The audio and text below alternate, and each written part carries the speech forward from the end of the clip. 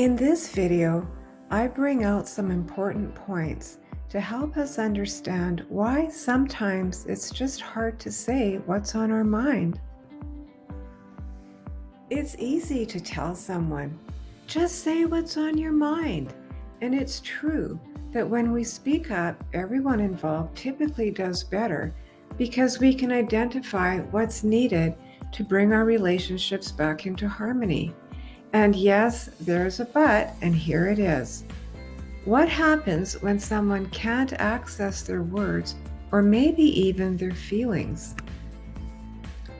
The inability to express words and feelings might not always look like a raging temper tantrum, but instead could be a silent withdrawal.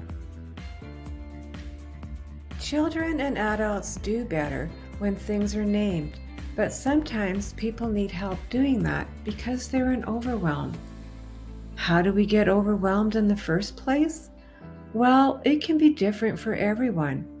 What throws one person off center might not even faze another one, and much of it has to do with our earliest days. Yep, that's right. It can go right back to our time in utero, our birth, and the first 7 years of life. You might be asking, how can that be? Our nervous systems can get overridden if our parents had a lot going on when we were in the womb, or if we were born with interventions such as suction, epidurals, forceps, C-sections, or drugs. These interventions can throw us out of our natural timing and follow us throughout our lives. A person's neurobiology can be changed at the time of the original insult. Yikes, just listening to that sounds overwhelming. So how can we support another person when things don't feel right between us? I know, sometimes we just want to make everything better right now. We might insist on a conversation or for the other one to take action. We might just want to tell them to snap out of it. This isn't a big deal. We can help them by slowing everything down and naming what's happening. It can be hard for the person who is experiencing the overwhelm to just say it because they are reliving a trauma that has been imprinted on their nervous system.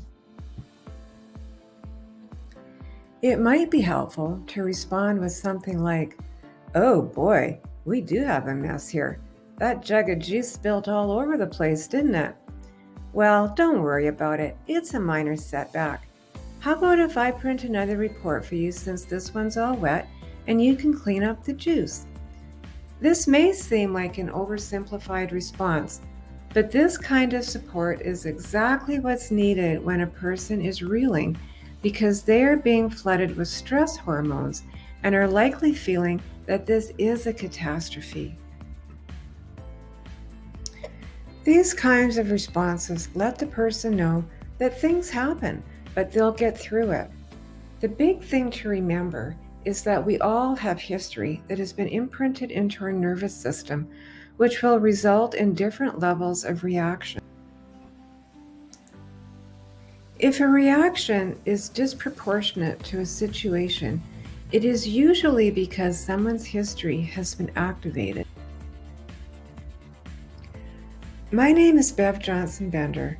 I work as a body worker, a family and ancestral facilitator, and I work in the pre and perinatal field, helping people to build new neural pathways to well-being. If you would like to learn more, you can find me here.